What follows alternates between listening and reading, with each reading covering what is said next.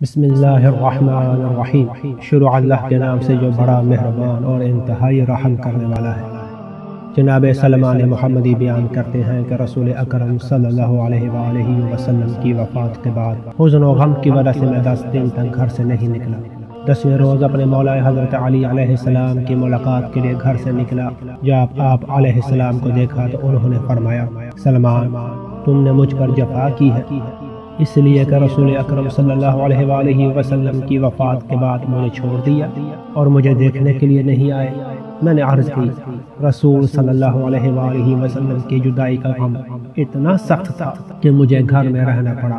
حضرت نے فرمایا کہ حضرت فاطمہ علیہ السلام کے پاس جاؤ، انہیں تم سے کام ہے اور انہوں نے تمہارے لیے بہشتی ہدیہ ذخیرہ کیا ہے۔ میں تیزی سے حضرت فاطمہ کی زیارت کے لیے گیا تو انہوں نے مجھ سے فرمایا، سلمان، تم نے میرے پدر بزرگوار کی وفات کے بعد ہمیں ترک کر دیا اور ہمیں دیکھنے نہیں آئے۔ میں نے عرض کی، رسول صلی اللہ علیہ وآلہ وسلم کے غم نے مجھے خانہ نشین کر دیا۔ حضرت فاطمہ زہرا علیہ السلام نے فرمایا کہ بیٹھو اور اچھی طرح سے جو کہوں سنو۔ میں کل اس حجرے میں بیٹھی تھی اور گھر کا دروازہ بند تھا۔ پدر بزرگوار کے چلے جانے سے غمگین تھی۔ اچانک دیکھا کہ 3 عورتیں حجرے میں داخل ہوئی اور وہ اتنی خوبصورت اور خوشبو والی تھی کہ عموماً اس طرح سے نہیں دیکھا تھا۔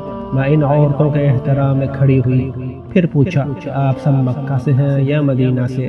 انہوں نے جواب دیا، ہم زمین پر رہنے والی نہیں ہیں بلکہ بہشتی حوریں ہیں۔ اللہ تعالیٰ نے ہمیں آپ کی زیارت کے لیے بھیجا ہے کیونکہ ہم آپ کی زیارت کی بہت مشتاق تھی۔ حضرت فاطمہ زہرا علیہ السلام نے فرمایا کہ ان میں سے جو سب سے بڑی حور تھی اس سے پوچھا کہ تمہارا کیا نام ہے؟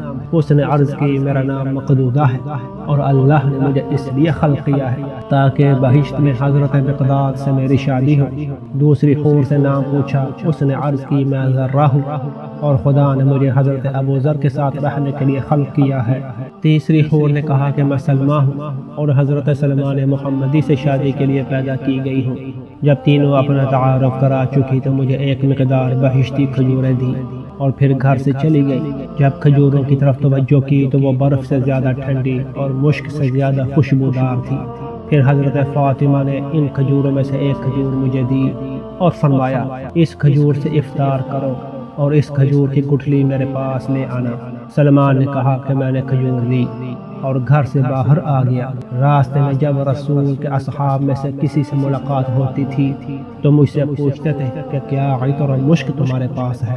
جب مغرب کی اذان ہو چکی اور نماز پڑھنے کے بعد اس کھجور سے افطار کیا تو میں نے اس کھجور میں گٹھلی کو نہیں پایا۔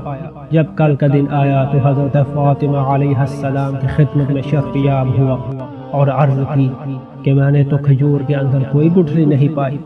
جناب زہرا نے فرمایا کہ ایسا ہی ہے، اس لیے کہ بہشتی کھجور میں گٹھلی نہیں ہوتی۔